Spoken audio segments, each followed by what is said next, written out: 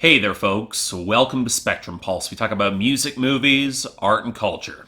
And today we are finally going to be talking about the newest album from Mount Eerie called A Crow Looked at Me. There's been a part of me that's been putting off this review. It's been on my schedule on Patreon for a while, but there was a part of me deep down that was dreading this. And at first glimpse, that shouldn't make much sense. This is one of the most critically acclaimed albums of 2017 thus far. It's racked up comparisons to Sufjan Stevens' Carrie and Lowell, and David Bowie's Black Star, and Nick Cave and the Bad Seeds' Skeleton Tree, all records that I love and I actually own on vinyl to this day. But if you've watched my reviews of those albums, you'll know that they are records about processing and dealing with death in a way that was uncomfortably intimate for a lot of people, which was only further intensified for me because I've been a fan of Nick Cave and Sufjan Stevens and Bowie, and I've had the experience even further enriched by my history with the artist. And so with Mount Eerie, the project of Phil Elverum, I was gearing up for the same sort of emotion and feeling by steadily working my way through his entire back catalog to fully process and understand him as an artist so I could have that same emotional catharsis and feeling, and I just don't have the same connection that I do with those other artists. I tried, folks, believe me. That's another reason why this review took so long to come out. I listened through his entire discography over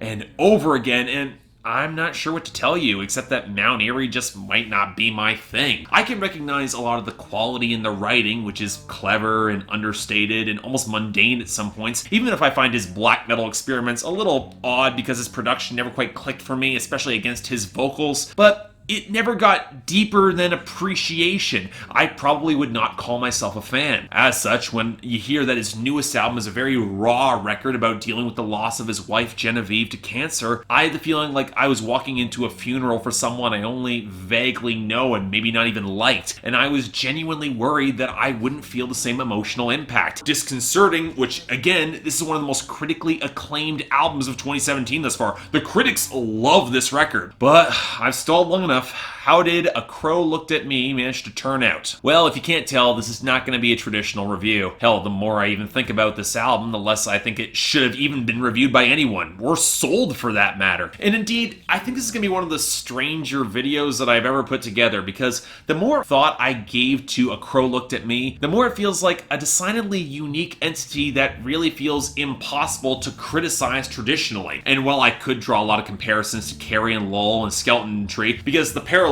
really are blatant to both albums, what this reminded me of most was actually an interview with Bob Dylan surrounding his album Blood on the Tracks back in 1975, where he said that he didn't relate to people's enjoyment of the album, almost as if that was a record that wasn't meant to be enjoyed in some way. That's because how painful it was for him to make. Now let me make this very clear. There's a tradition of artists making records that aren't designed to be enjoyed traditionally by the audience. I'm fairly certain Lou Reed has done this about 4 or 5 times. But there's a difference between baiting the public and doing what Phil Elverum is doing here. Because on the surface, this is a record that is explicitly processing his grief about the passing of his wife. And it takes you the reams of complicated emotions that unfortunately have to come with it. Anger and denial at nature for taking her before her time and cancer. The fears that his memories of her will fade and be replaced by the photographs encapsulating still shots of what happened and not have the same subtleties and complexities and feelings, trying to process her passing as he sorts through her old things and recalls a cancer that was slowly killing her in ugly ways. And finally, the necessary solitary journey that he must take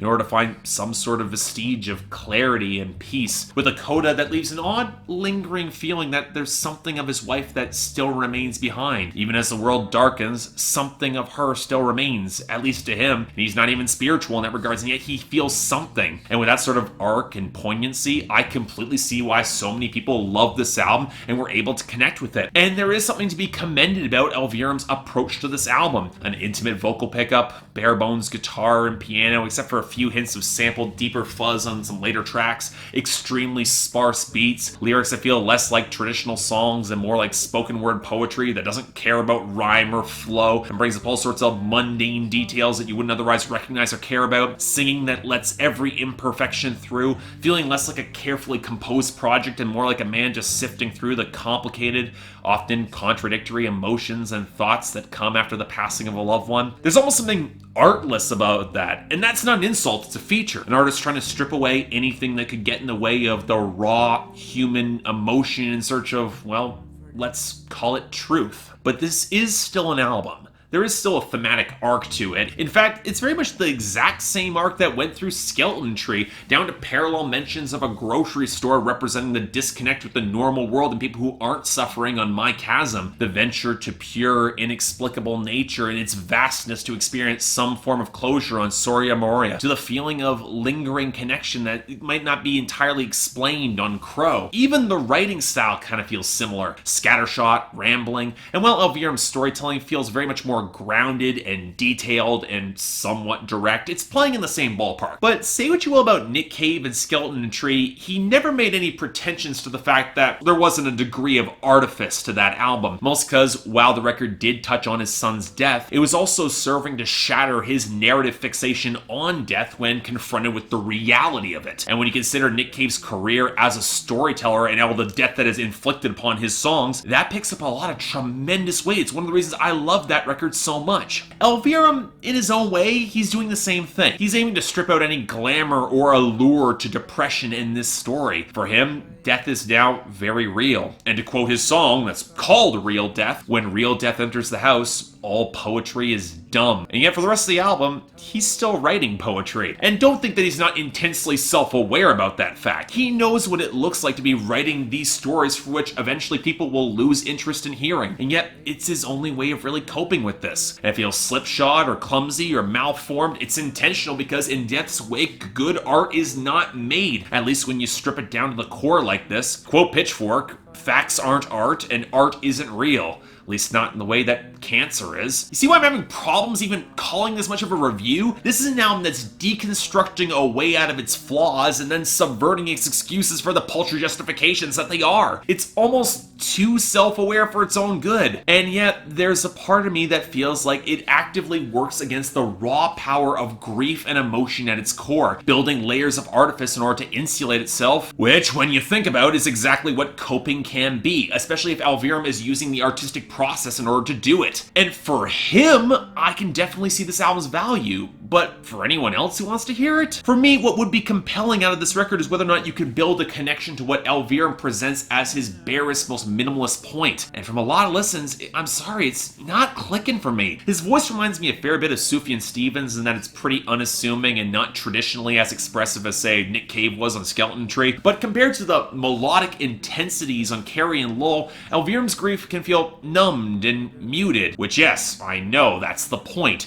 but it's not like his emotional presence is pulling me more into his pain. I wish I could connect with it, I'm just not getting there. Same with the bare bones melodies and the beats, and also with a lot of the poetry. Again, I get that it's the point, and the writing isn't supposed to read as beautiful or compelling to an audience, but with the sort of personal details that will matter the most to him and him alone. But when you match it with the performance, it's not something that I really want to revisit, or to which I feel any real emotional connection. And believe me, I want that. And that's ultimately the issue. I feel like, again, I'm walking into a funeral or a therapy session for someone I don't really know. I don't doubt that Phil Elverum probably thought that he had to make this album. And for people who can connect with his delivery, or his writing, or his presentation, I get why they will adore this record. And I can appreciate that power. I want to feel that power and that connection. But I'm not feeling it. Ironically, when you intentionally try to strip out artifice to get to the core of the emotion, and then build more artifice to deconstruct your own choice to do that, even if you're doing it unconsciously, it can be emotionally distancing for parts of the audience. But that also means that I can't grade this as an album, because every reason that it's not compelling for me is not only intentional, but it's thematically justified, even if on some level he loathes that he's justifying it. So, can I recommend it? Honestly, I have no idea. If anything I just described sounds interesting or potent to you, you'll probably adore this album. But for me, though, no, I'm not giving this record a score. And the more I think about it, the more it feels like that it would be wrong for me to do so. After all, Phil Elverum himself called this barely music. And yet sometimes, barely is enough. And for him, I honestly hope it was. So yeah, thanks a lot for watching. If you'd like to like and subscribe, I'd be more than grateful. I got a poll up there for all you guys who actually think that it should have a rating. I know a bunch of people are going to hate this, that I didn't actually grade this album, but the more I thought about it, it didn't fit. I wanted to, but I can't come to any sort of specific grading for this record, given how deconstructionist and bare bones it is. As he says himself, it's barely music. But if you want to buy his barely music, links in the description below. Anything else I might be able to do to improve my presentation, I'm all ears. And if you guys want to get involved in my scheduling, so I might tackle this a little earlier, link to my Patreon is right there, where 3 times a week you guys get to vote on my schedule, and once per week, the higher contributors get to add records to my schedule. More details right there, but until then, I'm Mark, you're watching Spectrum Pulse, and I'll see you next time.